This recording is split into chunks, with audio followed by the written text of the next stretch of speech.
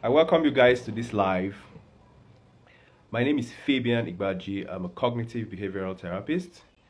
Today we're going to be talking about self-awareness and its importance to mental health.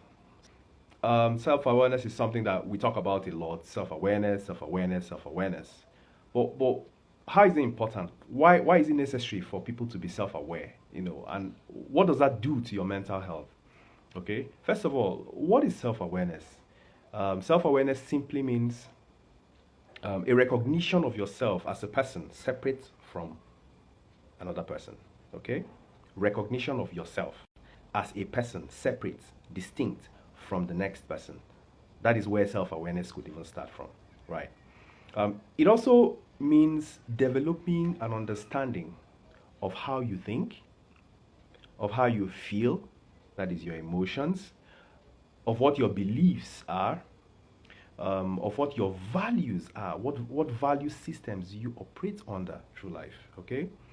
It also entails recognizing what you can do, what you cannot do, what you will do, and then what you will not do under certain circumstances. Okay. So all of this, comes together to talk about self-awareness, right? But then, what's the difference between self-awareness on one hand and self-consciousness?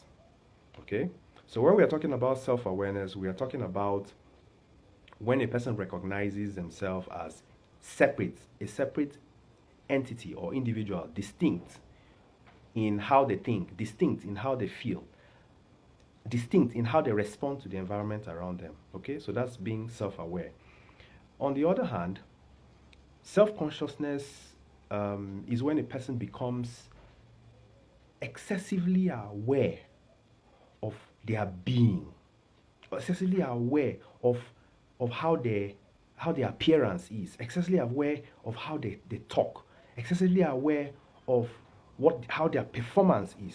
Okay, so that's being self-conscious when you are overly aware of how you look, how you talk, what your performance is or will be. Okay, so that's that now goes into the realm of self consciousness. Okay, now let us look at the importance of self awareness to mental health. First of all, what is mental health? Mental health simply refers to the state of a person's emotional, psychological, and behavioral well being. Now, it can also refer to the likelihood that under normal stress and pressure, a person will show up, a person will function and perform the regular things that they usually do. Okay, so it is a likelihood. Mental health refers to the likelihood that under normal stress and pressures of life, you will still show up, you will still function, and you will still perform the things that you will normally be performing. You know, yeah, for stuffs around you. Okay. Now, when you become self-aware, you start to recognize and pay attention to the way you think. That is how you process things around you, the way your emotions play out, and the kinds of triggers around you and how you respond to those triggers. You start to pay attention to your habits and behaviors. That is the conscious and unconscious things that you do repeatedly. You will start to become aware and conscious of those things when you are a person that has become self-aware. Okay, self-awareness gets you to start to pay attention to these things. Now let's talk about pressure and stress. Okay, now people have different ways of responding to pressure and stress. Okay, so the way a person will respond to pressure and stress is unique with different people. Okay, the way I may respond to pressure and stress may be different from how you will respond to pressure and stress. Now, for some people, under pressure and stress, they fight the source of pressure. Okay, so you will see them begin to do things like yelling under stress. They will yell, they will shout angrily, Some people under stress, they become really furious. Some people under stress, they will argue profusely. Some people under stress, they will even engage in physical assault. Okay? So that's what happens, you know. Now, for some other people, when they are faced with stress and pressure, rather than fight, right, they will flee from the source of stress and pressure. Okay? This is for some people. They will flee, they'll run away. Now, so you see, for people who flee from the source of from sources of pressure, that's consistently, you find that this is what they do. Okay? People who do this start to employ avoidance behaviors. So you start to see things like truancy, avoiding phone calls, avoiding confrontational conversations, dodging gatherings, declining accepting healthy responsibilities, etc. These are some of the things that a person who flees from stress and pressure, this is how they respond, this is how they behave. Okay?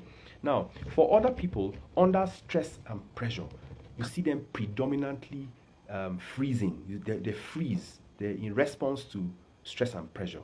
Now, so what you may see a person who this is how they respond to stress is, what you may see them do is that they become physically disempowered and immobile. Okay, physically disempowered. They lose composure. They are not able to even move. Right? They are even in their thinking. They freeze. A person may feel stuck or even disconnected when they are under pressure, and this is how they respond: freezing. Okay. I remember one time I had an exam. I'll give you an example. So when I experienced freezing as a response to stress, so there was a time I had this exam in I think that was my JS2. Because of the stress and pressure of that examination, I froze. I forgot how to spell sure. Are you sure? I forgot how to spell sure. S-U-R-E. So this is how I responded under pressure, in that circumstance. I've had people tap me in exam hall and say, please, can you help me spell it? It is over. Help me spell it. So under pressure and stress, sometimes a person may freeze, so the freezing can be physically being immobile and, feelings of disempowerment. It can also show up as becoming disconnected with your thought process. Okay, you don't know what to say again. Even with kids who are put through difficult learning conditions where maybe the tutor is being too harsh to such a kid. For some kids, rather than seeing them pick up and learn quickly, you see them freeze and become disconnected. They are unable to even answer questions that usually they would be able to answer. So I mean, that could be an example of freezing as a result of stress and pressure. Okay. Now, for some other people, when they are under stress and pressure, what happens to them is that they fawn. They start to fawn. Fawning as in F-A-W-N. So let me just fawn. So they start to, they start to consciously, or unconsciously they fawn. Okay. So fawning is when a person, starts to employ behaviors intended to appease or please or pacify the source of stress or pressure, okay, so as to move away that source of pressure from themselves, so as to shift the source of pressure for themselves. So a person is beginning to experience stress and pressure, and their way of responding to the stress of pressure and stress is to please the source of pressure, or to appease or to pacify the source of pressure, so that that focus of stress and pressure on them will be shifted to another direction. Okay, so for some people, this is how they respond to stress and pressure. Okay, an example I would see is when a person is so stressed by a situation, and they're like, please, whatever I need to do, let me just do, so that you can carry your problem and go. So you see some examples can include where you have to sort. You have to sort. School is so stressful. You don't want to do a particular assignment. You are given a certain task to do. You find the task to be very stressful, and you want to pay to either have it done by the person who has given that task to you for you to do. You want to pay them. You want to pay them for them to either do it themselves or for them to find a solution to it elsewhere. Okay, that can be a way of either pleasing or pacifying or trying to shift the source of stress from you. I mean, the stress from yourself, to elsewhere. So there are different examples.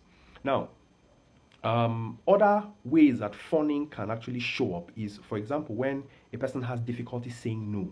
When a person has difficulty saying no, you see they start to do all sorts of things. Rather than say no, they start to do other things, to handle the no that they could have said. For example, they start denying themselves of what they could have done, the choices that they would have made if they had, the total control of situations, choices they would have made. But because they don't have total control, they start denying their authentic needs, just so that other people will not be upset with them, So that's a way of fawning, That's a way of appeasing and placating other people. Fear of saying how you feel. Okay? Fear of saying how you feel exactly can be a way of fawning. You are scared. You don't want to say the way you exactly feel because you worry that if you say how exactly you feel, you either might lose friendships, you either might lose certain other things that you feel you might have benefited as a result of some of the things that are going on around you at that point in time. I've spoken about 4 ways. We've spoken about 4 different ways by which people might respond to stress or pressure. Now, life is filled with different kinds of stress. Stress can be beneficial. Stress can be, detrimental, right? But when under unhelpful stress, recognizing how you mostly respond can go a long way, in helping you to see how you might have been sabotaging yourself in the choices you've been making, the way you've been, responding to stress. Okay, when you become aware of how you respond when you are under stress, you start to become aware of some of the things that you've been doing that have for a long time been a source of sabotage to your own self. Okay, by recognizing that, you start to recognize what you can do to move forward from those unhelpful choices, unhelpful ways that you've been responding to stress. Okay, so let's say, for example, somebody who chooses fighting, fighting as a way of, that's how they respond to stress and pressure. They fight.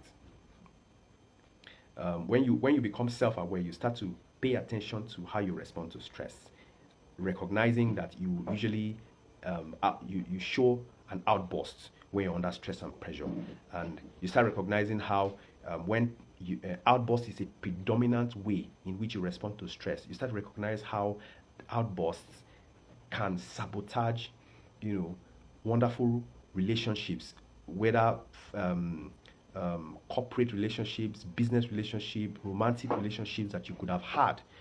You start to recognize how that predominant way of responding to stress might be sabotaging those things that could have been for you. Okay, so that's what happens. That's how being self-aware starts to help you to pay attention and recognize these things, so that you now start deciding how what you need to do to be able to manage, to unlearn that unconscious way of responding to stress in such a manner that you start becoming better, at responding. So you're no longer reacting to stress and pressure by either flaring up or avoiding or freezing or fawning, pleasing and placating people when you're under stress, to logically or in a wise way and in a wise and healthy way responding to stress rather than reacting to stress. So I leave the floor open. Having said all of this, feel free, talk about What are the ways that you respond to stress? How do you respond to stress? When you really think about it, what are the predominant ways that you find that you respond to stress? Let's talk. Okay, so I'm here. You at the comment section, you can actually post questions. You can post your experiences. Let's talk.